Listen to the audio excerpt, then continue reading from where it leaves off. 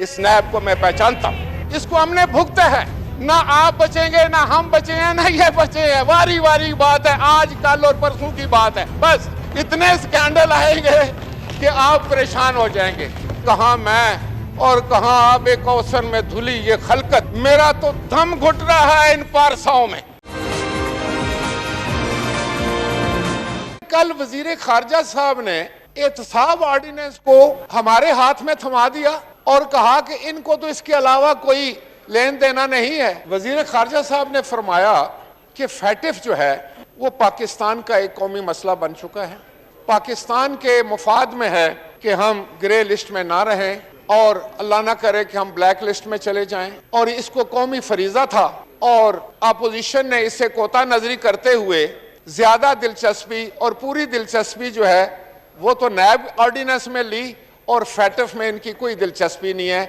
ये था उनका सरमन, ये था उनका पैगाम, ये था उनका खुलासा उनकी तकरीर का, जो कि पाकिस्तान के अवाम तक वो पहुंचाना चाहते थे। आज जो कह रहे हैं कि बहुत बड़ी इमरजेंसी है और बड़ा कोई नज़ा का वक्त आ गया है, तो जरा इनकी सीरियसनेस देखें कि जो 6 महीने से इस पर कार्रवाई नहीं हुई स्टैंडिंग कमेटी में, सिर्फ इस वजह से कि हुकूमत के एक मशीर के पास वक्त नहीं। तो कितनी इंपॉर्टेंस दी है आपने इस बिल को, इसलिए कि वो मशीर जो थे उनका तो कोई लेना देना नहीं था भाई। उन्होंने तो ये सोचा है कि घोड़ा गिरा तो एक तमाशा, सवार भी गिर गया तो 2 तमाशे। आप फैटिफ में रहें या ना रहें, वो तो नॉन इलेक्टेड आदमी जो है उसका क्या तल्लक। ये तो है आपकी संजीदगी का आलम।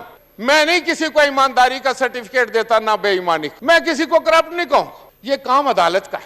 लेकिन मैं ये जरूर कहूंगा कि कहाँ मैं और कहाँ आबे कौसर में धुली ये खलकत, मेरा तो दम घुट रहा है इन पारसाओं में। मैं तस्लीम कर लेता हूं कि आप बहुत ईमानदार लोग हैं, लेकिन खुदा की कसम पाकिस्तान के अवाम ये मानने के लिए तैयार नहीं है। 2002 की असेंबली में मैं मेंबर था, हमारे पास मेजॉरिटी थी, हम हुकूमत बनाने के अहल थे, लेकिन हमारे 9 बंदों को, 9 मेंबरान को इसी नैब ने डिफेक्शन करवाई, उनका नाम पीपल्स पार्टी पेट्रियट रखा गया और 1 वोट से जनाब जमाली साहब की हुकूमत बनी।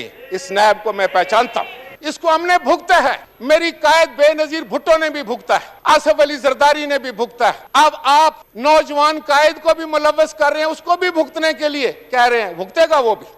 ना आप बचेंगे ना हम बचे हैं ना ये बचे हैं। वारी वारी बात है, आज कल और परसों की बात है। बस इससे आगे बात नहीं जाएगी। ये कल मैं कहा करता था तो नून से खड़े होकर मेरे भाई यहाँ कहा करते थे कि सारे स्कैंडल पीपल्स पार्टी के हैं, नून लीग का तो एक स्कैंडल भी नहीं है। आज आ गए ना स्कैंडल, आप भी खुश हो लो, आप भी खुश हो लो। इतने स्कैंडल आएंगे कि आप परेशान हो जाएंगे। सुप्रीम कोर्ट के जज ने क्या लिखा है इनके बारे में, तो उन्होंने ये लिखा है कि नाअहल और बोने लोगों को इंस्टॉल किया जाता है, उनको पैम्पर किया जाता है। देखिए ये सुप्रीम कोर्ट ने लिखा है, यार जाकर झगड़ा करो, उसे एक्सपंज करवा के लाओ। अगर आप एक्सपंज नहीं करवाते तो ये क़यामत तक आपका पीछा करेंगे और ये हकीकत पर मबनी है। आप जिस रास्ते पर गामजन हैं और आज आप खुशी खुशी से चीखते चलाते भी हैं, आवाजें भी कसते हैं, रिमार्क्स भी पास करते हैं, लेकिन मुझे महसूस हो रहा है, मैं दीवार पर लिखा हुआ पढ़ रहा हूं कि आपकी बोलती बंद होने वाली है और बहुत जल्दी।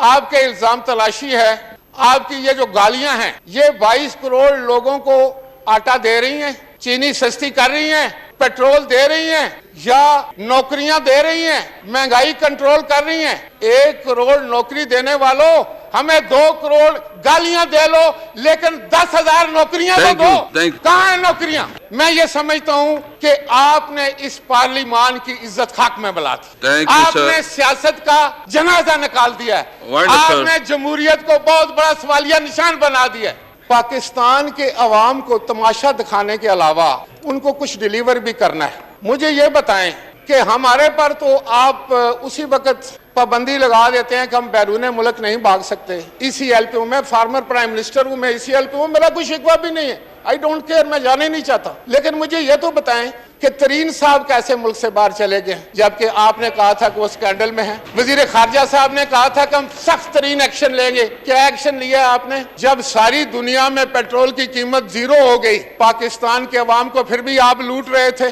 चीनी जो थी वो आज जो है वो 95 रुपए भी नहीं मिल रही। पाकिस्तान के अवाम को आप लूट रहे हैं, गंदम में लूट रहे हैं, तेल में लूट रहे हैं। मैं आपके ये बात नहीं करूंगा, हमारे प्रोजेक्ट में ताखीर हो तो हम नैब में पेश होते हैं, बाबर अवान साहब बताएंगे, लेकिन BRT में ताखीर हो तो वो तो मामूली बात है। वो तो आप सुप्रीम कोर्ट में से जाकर जो है स्टे ऑर्डर ले आते हैं। आप बड़े कमाल के ईमानदार लोग हैं, आपकी ईमानदारी को पूरी कौम सलाम पेश करेगी। कलभूषण का बिल आप लेकर आए, अच्छा या बुरा, मैं उस बहस में नहीं जाता। वो बिल आप पास करते हैं 20 मई को, ऑर्डिनेंस प्रमलगेट करते हैं। जून के महीना सारा ये सेशन है आपका, आप क्यों नहीं ले आए? आप क्यों उस पर सोते रहे? आप क्यों छुपाते रहे पाकिस्तान के अवाम से? वो भी हमारा कसूर है जनाब वजीर खारजा साहब। और उसके बाद आपने उसको काउंसलर की रसाई दी, वो माना ही नहीं। वो आपके ऑर्डिनेंस को भी नहीं मान रहा, आपकी इस कानून साजी को भी नहीं मान रहा। आप अगर इतनी बात कर रहे हैं कलभूषण के साथ, तो मेरे पाकिस्तान के माहीगीर उनके कब्जे में हैं, कभी एक लफ्ज उनके लिए भी कह दें। जनाब स्पीकर, अब्दुल करीम माहीगीर की लाश जो है, यह सवाल वजीर खारजा साहब से कर रही है। क्या जवाब देंगे अब्दुल करीम की लाश को आप, कि आपको कलभूषण की पड़ी हुई है, आपको उसकी आंखें निकली हुई लाश ये पूछ रही है वजीर खारजा साहब कि आप मेरे मुल्क के वजीर खारजा हैं या हिंदुस्तान के वजीर खारजा? मैं वजीर खारजा से ये पता करना चाहता हूँ कि नेपाल से हमारे रिटायर्ड कर्नल, फौज का कर्नल जो अगवा होकर हिंदुस्तान पहुंच गया, क्या आपने कभी उसकी भी बात की? आप सिर्फ कलभूषण, यार जो मर्जी करना है कलभूषण से कर लो, लेकिन खुदा के लिए पाकिस्तान के अवाम के साथ मजाक बंद कर दो। आपकी हुकूमत फेल हो चुकी है।